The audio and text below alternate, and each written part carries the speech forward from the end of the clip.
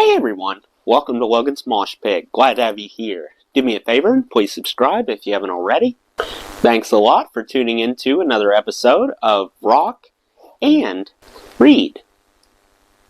Today we will continue our journey through the book Heavier Than Heaven, the Kurt Cobain biography by Charles R. Cross. We're on Chapter 11. Chapter 11 is called Sheep. Not a bad title, huh? Let's find out what happens next. On October 20th, 1989, Kurt arrived in London. He had 3 days off before the first show, and would have liked to visit the British Museum, yet he felt ill, so he settled for getting his photograph taken at the entrance. His bandmates explored the British pubs, but Kurt, who didn't drink or smoke pot at the time because of his stomach problems, stayed in the hotel with bronchitis, a recurring condition. To try to cure himself, he would beat on his chest with his fist, thinking this violence would loosen the phlegm.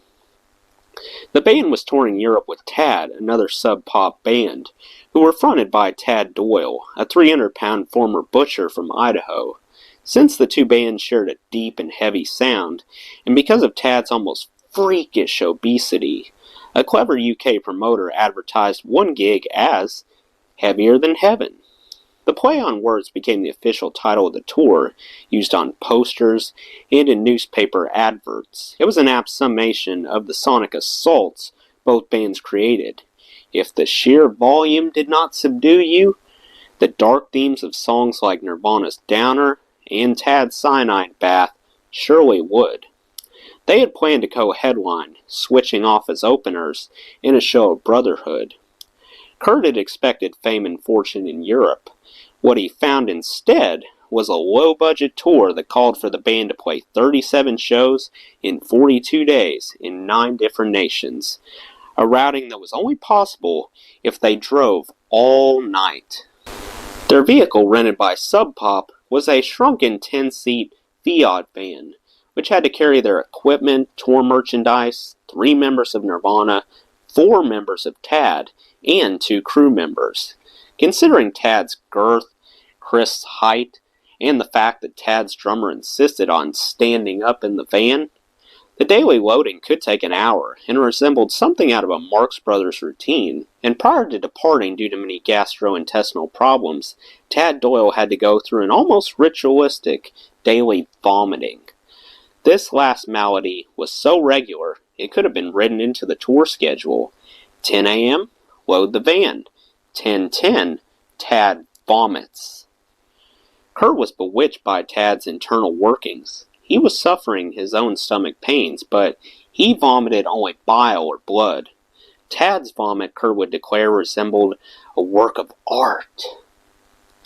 Before Tad would get in the van, Kurt would hold this plastic basin. Kurt Danielson of Tad remembered.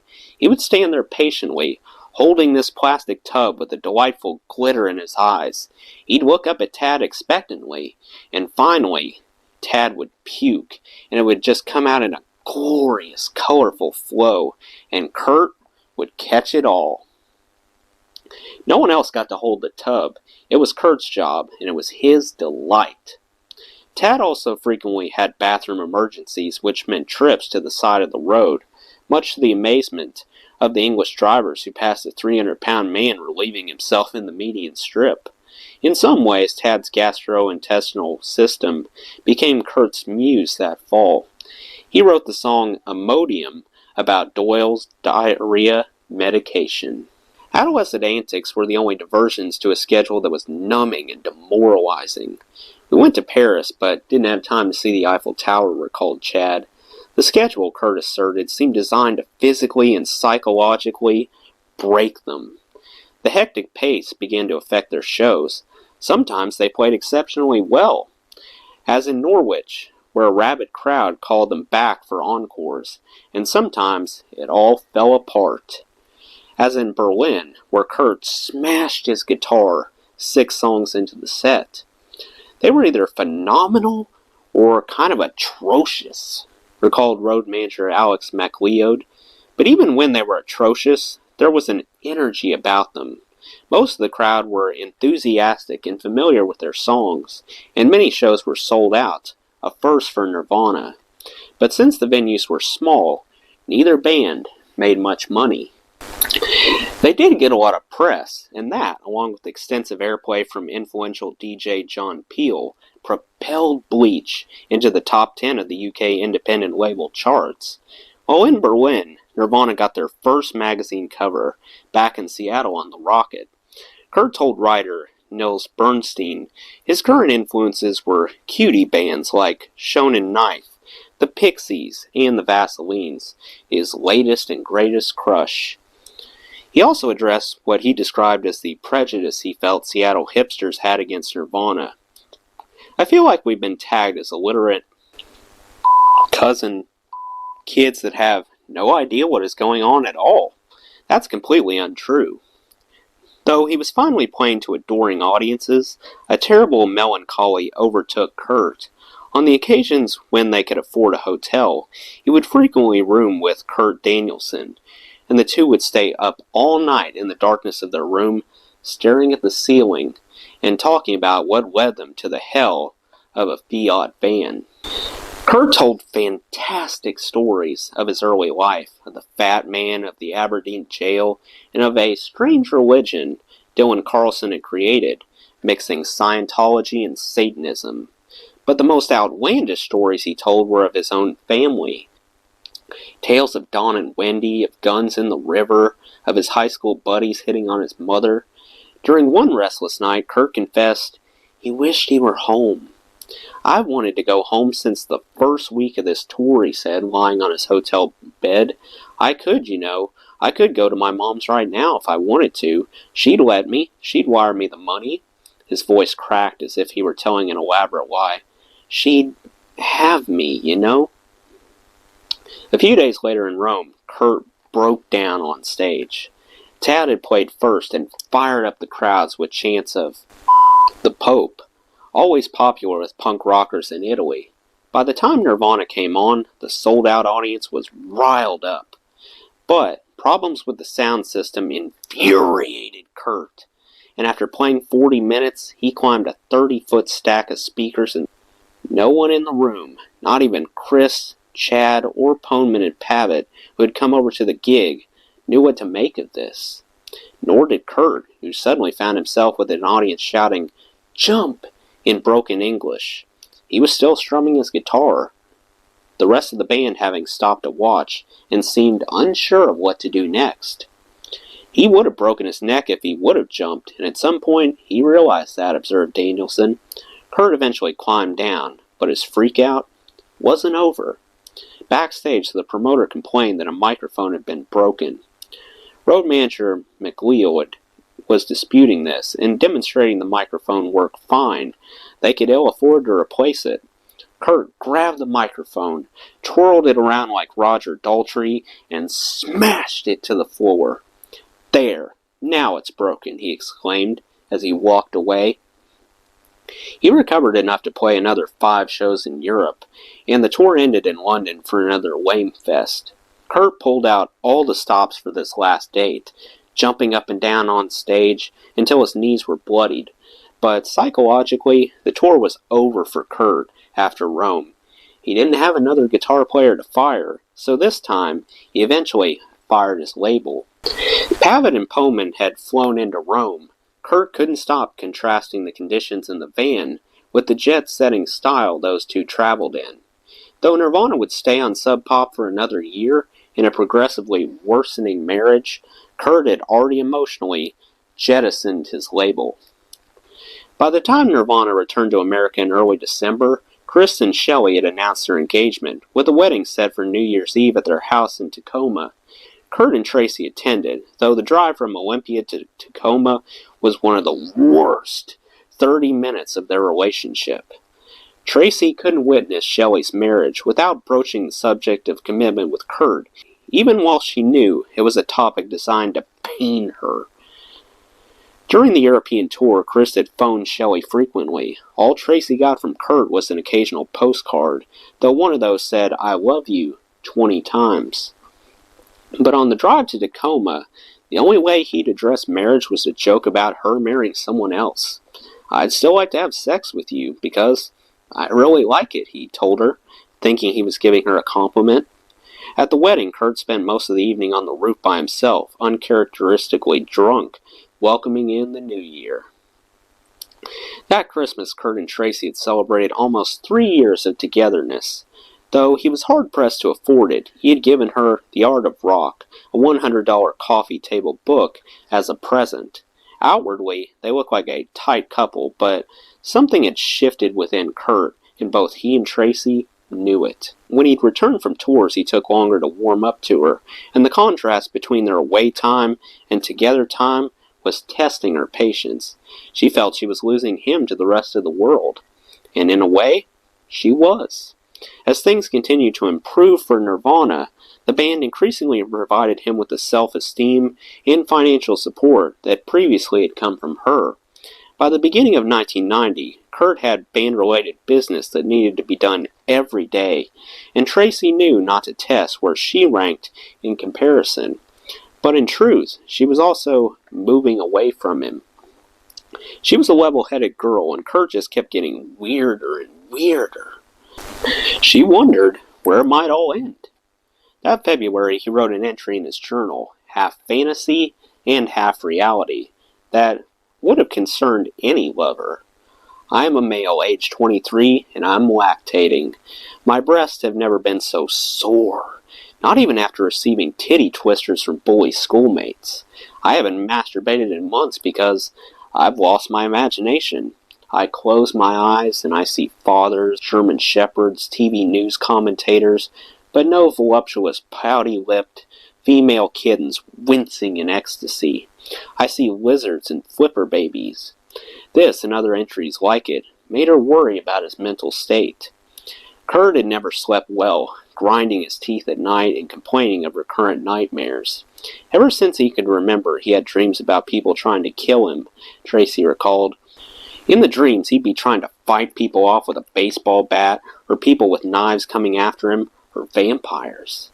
When he awoke, sometimes with tears in his eyes, Tracy would comfort him the way a mother would soothe a small boy, holding him in her arms and stroking his hair. She would always be there for him, she told him. She was never going to leave. Yet he'd lie there looking at the ceiling, soaked with sweat. He had those dreams all the time. She worried about how he calmed himself when he was on tour. Outwardly, during the day, he looked fine, never talking about bad dreams, instead giving the appearance of someone who dreamt of only the band. Nirvana began the year with a brief studio session where they recorded the song Sappy. As early as the European tour, they were already talking about a new album by summer. For the first time in Kurt's career, he wasn't the solitary force pushing for a new release. Now Sub Pop, the press, college radio, and even a growing cadre of fans were asking him for new music. He was still writing at a prodigious rate, and the songs kept getting better. Nikki McClure had moved into the apartment next to his, and she used to hear him through the walls, constantly playing his guitar. One afternoon that winter, she overheard a beautiful melody coming through the heat vent. He kept starting and stopping the song as if he were constructing it on the spot. That evening, she tuned the radio to KAOS and heard Kurt playing the song he had been rehearsing that day live on the air. On January 19, 1990, Nirvana played yet another Olympia show that would go down in the history books, though this one for different reasons from the others. The show, at a Grange Hall outside of town, would pair Nirvana with the Melvins and Beat Happening. As a costume, Kurt used stage blood to draw needle marks on his arms. He wasn't sure what a junkie looked like, so he overdrew the marks, which gave him a ghoulish appearance. More like a zombie from an Ed Wood film than a drug addict. He was wearing short sleeves, and both arms, from the wrist to the sleeves, had these bruises. Observed Garth Reeves. It looked like he had a disease. Nonetheless, Kurt's attempt at a joke would have unintended consequences. His parody was lost on many in the crowd, and rumors began to circulate that he was indeed a junkie. Still, the show represented a watershed of sorts. Though the Melvins headlined, Nirvana was now more popular than their mentors. The Melvins ended their set with a dynamic cover of Neil Young's Rockin' in the Free World. Kurt was in the front row, raising his fist with the rest of the audience, yet he couldn't help but notice that a third of the crowd had left after Nirvana's set. Something even more shocking happened the next night when the Melvins and Nirvana played in Tacoma at a hall called Legends. The concert was completely sold out and earned Nirvana a payday of $500, one of their biggest checks to date. There were 100 people stage diving, creating chaos. One of the most obnoxious was Matt Logan of Mudhoney, who used his backstage pass to walk on stage, then dive headfirst into the audience. Nirvana's set had to be stopped 3 times to break up fights between Logan and the bouncers. "He's our friend," Kurt kept telling the bouncers, sounding both concerned and embarrassed. By the end of Nirvana's performance, which included part of Lynyrd Skynyrd's Sweet Home Alabama, there were 5 security guards standing in front of the band. That didn't seem odd to Kurt, but what positively amazed him was seeing Mark Arm of Mudhoney standing stage right, bopping his head back and forth during Nirvana's set.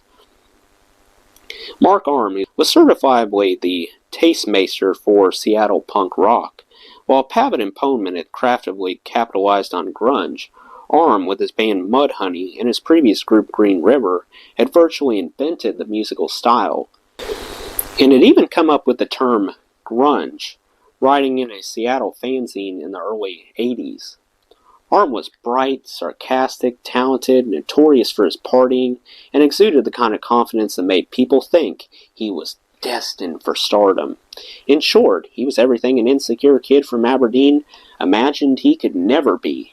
For Arm to appear at your concert and to be seen enjoying himself was to have Jackie Kennedy come to your wedding and dance all night. Kurt's adoration of Arm was obvious to everyone, but it had to be most obvious to Buzz Osborne, who was watching his former charge move on. Kurt had attempted to foster a relationship with Arm, with limited success. While in Seattle, he frequently stopped by Arm's apartment, where he was intimidated by Arm's collection of punk rock singles, the ultimate status symbol in their circle. He obviously idolized Mark, remembered Carrie Montgomery, Arm's girlfriend. Mark wasn't all that impressed by it, of course. At the time, Mudhoney remained Sub Pop's priority and the kings of the Northwest scene. A number of major record labels were interested in them, but they pledged to stick with Sub Pop, owing to Arm's friendship with Pavitt. But even for Mudhoney, this friendship was tested during 1990, when Sub Pop's financial problems threatened to sink the label and every band on it. Though records by Tad, Nirvana, and Mudhoney had been consistent sellers, their sales were nowhere near the level required to fund the large operation Pavitt and Poneman had built. Sub Pop actually asked to borrow half of our first European advance, Mudhoney's Steve Turner remembered. The label was so broke, they offered band stock in lieu of royalties owed. We said, "What's the point of that?" recalled Matt Logan. "You're going to be bankrupt in 2 weeks." It was particularly hard for Logan to watch how poorly Sub Pop treated his friends in Nirvana. I saw how long Bruce had been promising to put out another record from them, and he kept putting them off, Logan recalled. They got put on the back burner. The money Kurt had made from touring was quickly spent. That spring he started applying for jobs again, circling ads in the Daily Olympian for such occupations as cleaning apartments and hosing down dog kennels at a vet's. He applied for this last position, but was turned down. He and Chris decided to start their own janitorial business they would call Pine Tree Janitorial. It was one of Kurt's many get-rich-quick schemes, and he went so far as to draw up a flyer for their new business, with illustrations of Kurt and Chris pushing brooms. The ad touted, "We purposely limit our number of commercial offices in order to personally clean while taking our time." Despite putting flyers up all over Olympia, no client ever employed them. When he wasn't being the CEO of Pine Tree Janitorial, Kurt was writing songs and touring. They left the first week of February for a West Coast tour with Tad that was their most successful yet, drawing large enthusiastic crowds in Portland and San Francisco for a Valentine's Day gig that billed the band as hot hunks. Even in cynical Hollywood, people clamored to get into their show at Raji's. That was the night they won over L.A., recalled Pleasant Gimmin, who booked the room. People weren't just in awe. The club only held 200 people, but I swear there were 400 there. In Los Angeles, they stayed with Jennifer Finch of the band L7, who described their appearance at the time as looking like the Great Dane and Poodle act at the circus. Chad was tiny, his hair was down to his ass, and his eyes were feral. Kurt was a bit taller than Chad, but with hair that was stringy and long. And then there's Chris, who is so tall, it hurts your neck to look up at him. The tour also saw Kurt reunite with his old buddy Jesse Reed, who was now living outside of San Diego. They met up at McDonald's, infamous for being the site of a bloody shooting, and a place Kurt insisted on making part of their travels. Jesse drove down with the band to Tijuana for a show, and later that night, a couple days before Kurt's 23rd birthday, the two old friends celebrated by drinking a half-gallon of booze and snorting crystal meth. Despite continuing stomach problems, by early 1990, Kurt had started to drink again, and though his use of alcohol was still infrequent, when he drank, he did so to excess. When Kurt returned to Olympia, he had only 3 weeks before heading out on another long tour, which was to include a stop in Wisconsin to record the follow-up to Bleach. Kurt and Tracy tried to rekindle their romance, but the strain was obvious to all around them. They didn't interact much in public anymore, recalled Slim Moon. Kurt complained to Slim that Tracy wanted to have sex more often than he did. To her, it was part of the bonding of their relationship. To him, it meant an emotional commitment he could no longer give. That March, Damon Romero stopped by one night and they rented videos, a frequent activity for a homebody like Kurt. Kurt had picked the latest film by Alex Cox titled Straight to Hell. It starred Joe Strummer and Elvis Costello. During the film, Romero gestured at an actress and said, "Hey, there's that girl from that band down in Portland." Romero was pointing at Courtney Love. Despite the savage reviews the movie had garnered from critics, Kurt enjoyed the film. It had just enough kitsch for Kurt to like it, Romero remembered. On March 20th, the band snuck into an Evergreen classroom with a few friends to film what Kurt imagined would be an official video release of his own. Kurt's plan was that the band would perform while vignettes he had taped off of television would be projected in the background. He had hours and hours of this wacky. Director John Snyder recalled he had recorded Star Search with an old Donnie and Marie routine, bits of Fantasy Island, and all these insane late-night Wii press-on-nail commercials. For the first song, School, the band played while Donnie and Marie tap danced behind them. For Big Cheese, the background images came from a silent film about witches Kurt had sent away for, along with some of Kurt's Super 8 films from his childhood. He had broken dolls, dolls on fire, or stuff like that in Toy Story, where the dolls are all put together wrong, remembered Alex Kostelnik, who operated one of the cameras. Kurt discussed extending the taping and going to Aberdeen to add more footage from his childhood haunts. Like many of his ideas, it was never pursued. A week later, they packed up the van again and headed back on tour. Tracy was sleeping when Kurt left, but she had written a note in his journal. "Goodbye, Kurt. Have a good tour and a great recording. Hang in there. I'll see you in 7 weeks. Miss you. Love, Tracy." It was endearing, but even in her affection, one could sense a defeat. Even Tracy was now spelling his name as his alter ego, Kurdt. She had lost her Kurt. In Chicago on April 2nd, the band premiered In Bloom. After the show, they drove all night to arrive in Madison, Wisconsin, home of Smart Studios and producer Butch Vig. They had only a week to cut their album, but Kurt reminded everyone of how many tracks they had managed during 5 hours for their first demo. Most of their new songs were still embryonic, a fact Kurt tried to downplay. Yet they had every confidence that Vig, who had worked with hundreds of alternative rock bands, could transform their ideas. Vig did impress the band. As a drummer himself, he managed to capture the drum sound Kurt thought was missing from their other efforts. Working at a frantic pace, they cut 8 songs, including a cover of the Velvet Underground's Here She Comes Now, recorded for a compilation album. They did 5 new songs and re-recorded 2 old ones in just a handful of days. Kurt was, of course, disappointed they hadn't done more. 5 of the songs they cut at Smart would eventually end up on the Nevermind album. The new songs found Kurt plumbing the emotional depths of his own life for material and writing about the characters around him. In Bloom was a thinly disguised portrait of Dylan Carlson, while Pay to Play mocked the practice of clubs, charging bands to play. Breed was the most complex song of the session. It had begun under the title Imodium, about Tad's diarrhea medicine, yet there is little in the version recorded at Smart to connect it with Tad.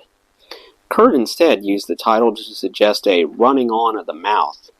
More elaborate than Kurt's early screeds, it ended with the line, "She said," implying the song was captured dialogue and adding another layer of narrative to decipher. Kurt had come up with an album title, Sheep. The name was his inside joke on the masses he was convinced would be buying his next effort. Because you want to not, but because everyone else is, he wrote in a fake advertisement for Sheep. The ad reads, "May women rule the world, assassinate the greater and lesser of 2 evils, steal sheep at a store near you. Nirvana, flowers, perfume, candy, puppies, love, generational solidarity, sheep." Around the same time, he wrote out yet another fake biography of the band, one that would prove strangely prophetic, even if it was filled with adolescent jokes. It described the band as 3-time Grammy Award winners, #1 on Billboard Top 100 for 36 consecutive weeks in a row, 2 times on the cover of Bowling Stone, hailed as the most original, thought-provoking, and important band of our decade by Time and Newsweek. A few hours after finishing their final mixing at Smart, they were back on tour, and Vig sent the masters to Sub Pop, even though the band had grave doubts as to whether they wanted the label to release the session. 2 weeks later in Massachusetts, Kurt called Tracy, and a long phone conversation ensued, one they both knew was coming, but one she had hoped to postpone or avoid. He told her things weren't working out between them, and that maybe they should no longer live together. It wasn't an out-and-out breakup. Honesty wasn't Kurt's way of dealing with conflict. He thought maybe we should live apart for a while because we needed a bigger place, recalled Tracy. Kurt's suggestion was peppered with maybes, and tempered with the assurance that, even if we aren't living together, we'll still be going out.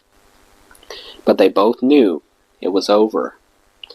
Within the next month, Kurt slept with a young woman while on the road. It was the only instance of infidelity his bandmates ever witnessed. As it was, the sex was crummy, and Kurt hated himself for having been so weak. He told Tracy about it when he returned. There had been plenty of opportunities for him to have been unfaithful over the years, and the timing of this one infraction suggests he was trying to emotionally distance himself, to give her a reason to hate him, which would make breaking up easier. As with all Nirvana tours, after about a month on the road, the band and Kurt seemed to fall apart. At a show at the Pyramid Club near the end of April, they had another bout of sound problems. Kurt's spirits were lifted when he saw one person among the crowd of New York hipsters who was bouncing away, even during their long tunings. He couldn't believe his eyes when he realized it was Iggy Pop, but his elation only lasted a moment before turning into embarrassment. Kurt was wearing an Iggy Pop t-shirt. Other people might have been able to laugh this coincidence off, but to Kurt, it corroborated the rock idolatry he desperately wanted to hide. He ended the show by demolishing Chad's drum kit. Chad had to pay close attention to Kurt's moods to discern when he might torpedo himself into the drums. It was both a self-flagellation and an aggressive act. Kurt had grown dissatisfied with Chad's drumming. In Boston, Kurt threw a full pitcher of water at Chad and missed the drummer's ear by inches. By the time the band arrived back in the Northwest in late May, it almost didn't have to be said that Chad was out of the band. Nothing, of course, had been said. But about 2 weeks after the tour ended, Channing, looking out the window of his Bainbridge Island home, saw the van edging its way up the long driveway, and like a doomed character in an Ernest Hemingway short story, knew the end was near. He was actually surprised Kurt had even come along. It was a testament to how much Kurt liked Chad, despite how he soon would claim Chad didn't fit in with the band. Many times they had all three slept in the same bed, with Kurt and Chad flanking Chris, so they could share the one blanket. Chris did the talking. Kurt hardly said a word and spent most of the conversation staring at the ground. But even for Chad, it came as a bit of a relief. I had spent the last 3 years with these guys in really close quarters, Chad recalled. We had gone through hell together. We had been together in little vans, playing for no money. There wasn't any big daddy with the big bucks bailing us out. Kurt hugged Chad goodbye. Chad knew there had been a friendship, but he also realized it was now gone. I knew that when we said goodbye, I wouldn't see them for a long time. Well, that's the end of Chapter 11. Let me know what you thought of Chapter 11 in the comments. That does it for today's video, guys. I hope you enjoyed. Make sure to like, comment, and subscribe if you haven't already. I really appreciate the support. I'll see you next time. Till then, rock on.